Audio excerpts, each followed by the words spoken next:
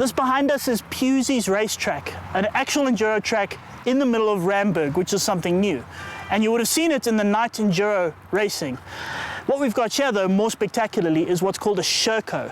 Now, yeah, many of you haven't heard of that name, but it's a mixture between Sherpa, which, okay, means nothing, and Bultaco. Now, any youngsters watching this, please turn to your father and ask them what a Bultaco is. He'll give you a long story. Who we also have with us is Grant Ferrix. What can I say, one of the top riders in the country? I like to think so. So do we. Now, Grant, the thing about Sherco and many other enduro bikes, motocross bikes, that kind of thing, it's a bit like a mountain bike, whereby you've got a frame, but more importantly, it's what's bolted onto the frame. It's got white power suspension, or it's actually called WP. You're not allowed to say white power nowadays. Either way. Okay, it's got DID wheels, Brembo brakes, and I mean, those things, that's top quality stuff. Is that what makes the big difference? Yeah, absolutely. I mean, the suspension, it's the same suspension we run on KTMs, which has proven itself nationally and internationally. Yeah. I mean, this bike comes standard with the FMF pipe, which is the first thing a racer would bolt on. It's got an FMF gnarly, it's a lot stronger, it's something like 4-gauge steel, I don't know the technicalities of it. But yeah, it's got an FMF pipe, like you said, it's got really strong wheels. If I buy aftermarket wheels, I buy XL rims. Yeah. So yeah, spec-wise, it's a really top spec bike. If you're talking like bicycles, everyone speaks about their specs. But yeah, it's got a steel frame, same as the KTM. Obviously, it's got its own geometry. But I really enjoyed the bike today. The suspension felt really good. It worked well with this frame, as it does on the KTMs. And yeah, the power delivery was really good and the wheels were strong. I mean, they're not buckled, and I did a good couple of jumps today into some rocks. So this is the first time today was the first time you rode around this track. Now, by the second lap, you were doing things that even the guys who race here and have practiced here don't do. Was it the bike making you feel confident, or was that just natural talent? I like to think it's natural talent, but the bike, I mean, I was comfortable as soon as I jumped on it. It's, like I said, it's got really good power delivery, the suspension feels good.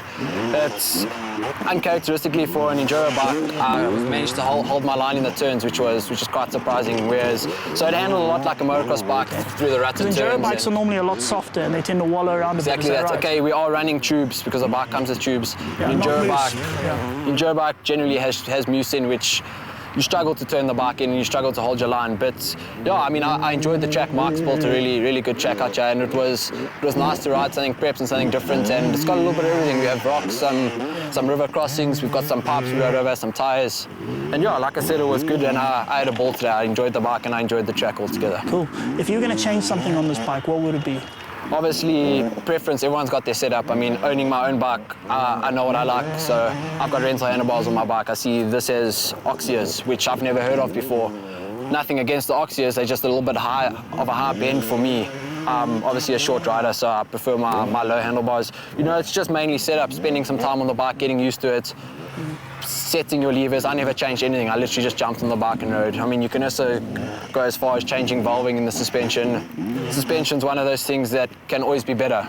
Okay. You can never have a perfect setup. It can always be better. Okay. Now you're a pro rider. If you were sort of more beginner, would you say this bike would work for the beginner rider, or? Absolutely. I mean, it's more than capable of doing everything around here. So I don't see why not a beginner couldn't just get on it and ride. I mean, I cruised around the first lap and it goes just as good slow as it does fast. Okay. Now they use the 300cc engine. Now. For people who are not familiar with enduro and that, they go 300cc, what's that? Because normally it's 250, 500, 125, all of that. What's with the 300cc? Because KTM and all the others also use that. Yeah, with the 300, I mean, it's very similar to the 250, but it's got more bottom end grunts. So you ride in a much higher gear and you can use the power of the bike, kind of like a 4-stroke.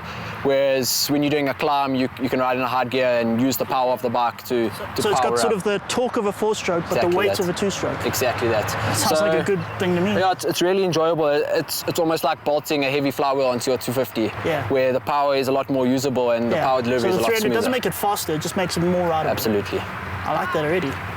Cool. Yeah. So that is the Sherco 300. As Grant says, it does everything. It is a good bike. It is, well, all you could ask for. And let's be honest, if you're not into orange or a different type of blue or those sort of things, this is a great alternative. And literally, it does everything that they can do. Welcome, Sherco.